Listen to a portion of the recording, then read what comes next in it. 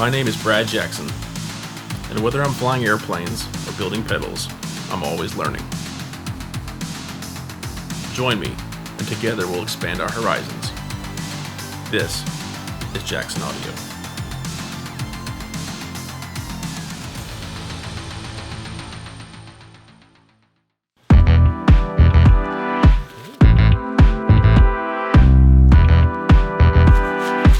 Oh, come on, man. Laffy Taffy, bit of honey. Sweet deal, guys. First of all, the packaging is insane. Alright, let's crack this thing open and see what we got.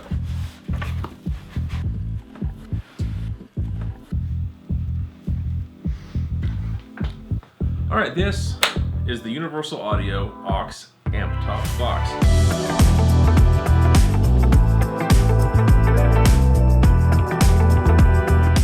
I played this thing 2 years ago at the Winter NAMM in Anaheim. That's when Winter NAMM was still a thing. So I knew that I needed to kind of invest in something like this for the channel because frankly I need to be able to record guitar stuff here at the house in my home office at night and not wake the kids because I'm a complete night owl. Having something like this in the home office so I can record guitar parts and just demo pedals, test stuff, see how it sounds is huge. I've got a lot of high powered amps here. Like one right here is a 120 watt Fender Twin, which will just peel the paint off your walls if you let it. So I'm hoping this will work for me. I've never played with it before, and I am a gigantic noob when it comes to anything pro audio or interfacing.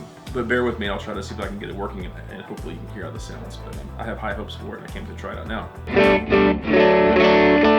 Okay, so what you're listening to right now is a preset that I kind of modified on the aux. I'm calling it Classy as F because I am classy as F. And what that is a JBL 120, which I think is the speakers that are in that Twin right there. Compression, delay, a little bit of verb on it. Sounds great. This is Britain 2.0. This is extra number 1. I think this is the one we sent out to John Mayer and Robin McIntosh many years ago. They got us started, so I got that amp back and actually bought it from my brother-in-law, and it's kind of a piece of our history, and I'll never ever sell it. So here it is.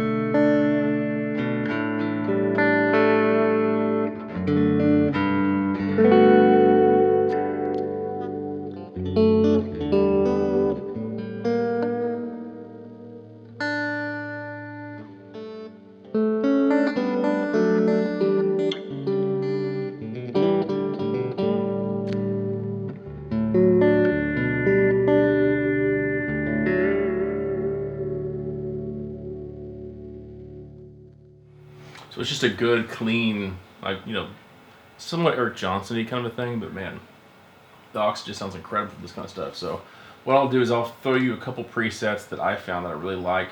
This one's called FUZZ, which looks like Vox, so very Tom Petty-ish. Check this out.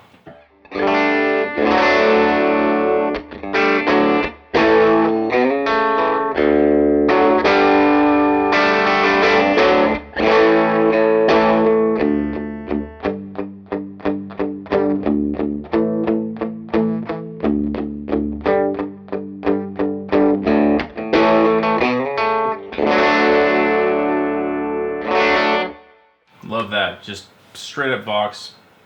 Sits in the mix really well. Love that kind of stuff. All right, here's one that's kind of cool.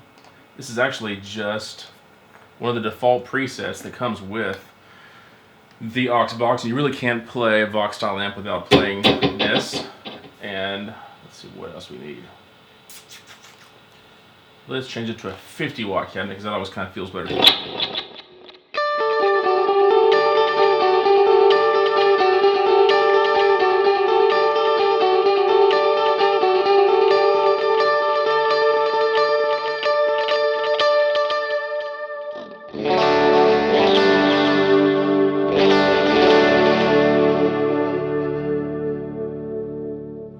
I know it's overly processed and stuff, but that's the sound, man. So it's actually just really cool.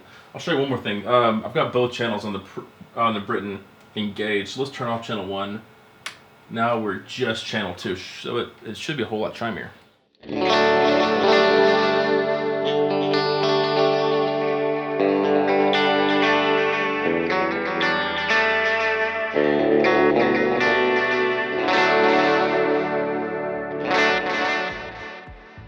Anyway, that is just a few sounds of the aux amp top box. You'll be hearing a lot more because everything I record here at the home studio, it used to be a home office, now it's a home studio thanks to the aux amp top box.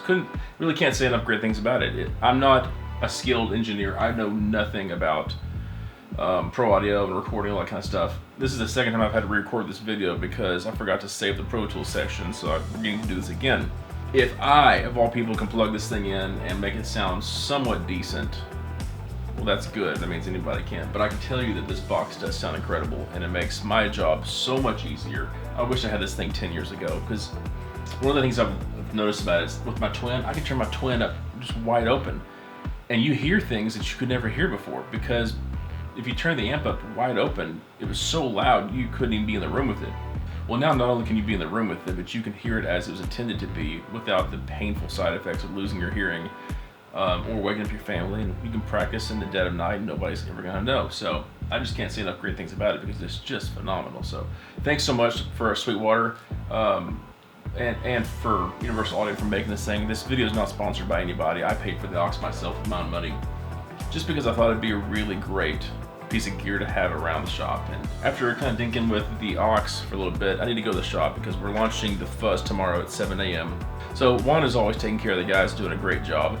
And so I want to go check on him, see how he's doing, see how the boys are doing at the shop. So today's a big day, tomorrow's even bigger. Because I'm such a noob at recording and pro audio stuff, like I had to actually Google how to like set up a new track in Pro Tools. That's what a noob I am. But having the aux on my bench at the house is amazing because now I can actually just, you know, play ideas as they come to me, or if I have a new setting I want to try on a pedal or an amp combination, just knock it out, hit record in Pro Tools, and it's done. I don't have to set up mics by pre's. I mean, it actually saves me a ton of money, but even, you know, more than that, it saves me a ton of time. It doesn't have to make every video demo a huge moment where you have to go rent out a studio and hire a film crew and everything else. It can make it very, very natural and, hey, I found a cool sound, check this out, kind of a thing. So I think it's going to be really great for this channel to get content out there faster and in a much more natural way. Hello, Juan. What's up, man? This is just a very natural, unscripted meeting of two guys hanging out. Yeah. Yeah. How are you doing? Oh, hey.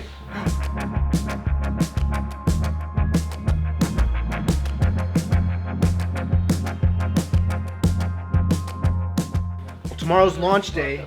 We're launching the FUZZ. Everyone's super excited. It's been like a wild couple weeks, but we got it done. It's always like this feeling of just, I hope people love it, because we've worked so hard and put so many hours into making this product, and we're trying to portray it properly and just see how people react. So we're really pumped and nervous at the same time.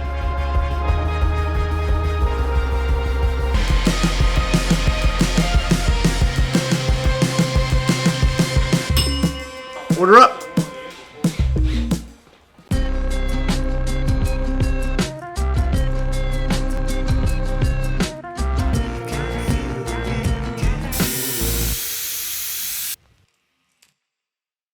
Our first question comes to us from a person named Eno Cho. And their question, very, very good question. It's one of the best questions of all time.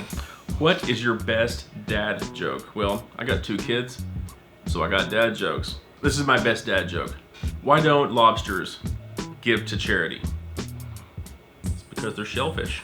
Got him! Eno, thank you so much for the question. Appreciate you taking the time out of your day to help us out and give us some content to use on the show. In your response, it says, which pedal would you like? It says, you want the bloom. So, Eno, you get a bloom. We'll ship it out to you as soon as we can. Thanks again for the question, Eno. Have a great one. Take care. All right, guys, the next question for Ask Jackson. This is not a phone. I don't know why I'm looking at this. Comes to us from James Marmont. James writes, can the Asabi take 12 volts? It's a very good question. James, I'll give you a quick answer now, and then we'll move over to the workbench, and we'll actually explore a more full answer to that question. Quick answer is yes, it can. I don't have an Asabi here at the house, but I do have a Golden Boy. And on the back of the Golden Boy, it says 9 volts. But there's something we haven't told you guys. In our pedals, we have something called a voltage regulator in there, which takes whatever voltage you feed into the pedal and regulates it down to 9 volts. This doesn't mean much to you because most people put 9 volts into their pedals, but if you happen to put 18 volts or up to 36 volts in there, that regulator will save your pedal, and let me show you how that works. Alright guys, the question was, can the Asabi take 12 volts? This came to us by way of James Marmont, so here is the in-depth explanation. To answer your question, James, yes, the Asabi can take more than 9 volts, but it won't do any good. This pedal is a golden boy, but it uses the same power as the Asabi. The Asabi, the Prism, the Bloom, all of our more advanced products all have voltage regulators in them. And here's what a voltage regulator does. So you have 9 volts. This comes in off the jack here. But it comes in and it goes into what's called a voltage regulator. I'll put VR on here as a shorthand. And one of the legs of the voltage regulator goes to ground. The other leg of the voltage regulator comes out. You put in 20 volts, it's only gonna put out 9 volts. That's what it does, it regulates it. And it turns that excess power into heat. That's why you have a ground connection. And very typically, you will see a voltage regulator with some sort of a big thermal pad on it to dissipate some heat. Okay, so on our pedals, a voltage regulator looks like this. It's a little 3-legged device. Power comes in one leg, power comes out the other leg, regulated. And finally, the third pad, which you typically don't see, is a big, huge heat sink that's connected to the circuit board. So what happens is this. Voltage comes in on the input. Let's just say it's 9 volts. It's going to come out at 9 volts. If you put in 18 volts, it doesn't matter. It's going to take that 18 volts, it's going to clamp that down, and you're only going to get 9 volts out of that regulator. What this does for you is this. It protects your pedal. The whole point of the voltage regulator is no matter what you put into it, it will only put out whatever the value is, in this case 9 volts. This helps you in this way. If you have a power supply like some of the True Tone stuff, they have 18 volt outputs. Well, what if you just mistakenly plug into the 18 volt output on your power supply and your pedal can only handle 9 or 10 volts? Well, what can happen is you'll blow your power supply. The filter capacitors in there will explode, and that makes a mess. Then you have to send your pedal back, and they typically won't cover the repairs, a lot of people, because you put the wrong voltage in it. So we went ahead and spent the extra $1. It costs about $1 max for this regulator. We've shipped tens of thousands of pedals, and we've never had one pedal come back to us because someone put in the wrong voltage, because we accounted for that. Because I don't want to build products that are seen as unreliable. I want them to work every single time. And it's just 50 cents to $1 more to put this regulator in there, but what it does for you, it gives you a pedal that you can really count on. And that even if you accidentally put in 18 volts, well, it doesn't matter. We're going to cover you, and we're going to regulate that voltage down to 9 volts. Here is the only downside to it. If you put in 18 volts into a pedal with a 9 volt regulator, what's going to happen is, like we talked about before, you put in 18 volts, all that extra 9 volts has to go somewhere. It can't just vanish into thin air, so it has to come out of the regulator by way of heat. So all that's going to happen is the pedal is going to run a little bit hotter. We have the circuit board designed so they can handle the heat. It's not a problem. But if you're talking about an ideal scenario, you want to limit heat as much as possible. So you're not going to hurt the pedal, but you're also not helping it either. It's not going to change the way it sounds. Another thing regulators do is they make the DC voltage in the power supply really, really stable and really, really well filtered. So you have a much more quiet pedal as opposed to some pedals you may have tried in the past that are really noisy. Ours typically tend to be pretty quiet. I know it's a very long explanation of a very simple thing, but I love the question, and this is the kind of thing where I think that if we keep these questions coming, we'll all be able to learn something from it. James, thank you so much for the question. James, you wanted an Asabi, and you're getting an Asabi, so thank you for the question. Guys, always, please keep the questions coming. It's a ton of fun to answer them, and it gives us great, relevant content. It gives us content that is what you want to hear and not what we expect that you want to hear. So that makes it more fun and much more interactive and much more enjoyable for all of us. So tune in next week on next Sunday for another episode of the Jackson Audio Show. And as always, please send me your questions and we'll get back to you as soon as we can. Thanks for watching, guys. Take care.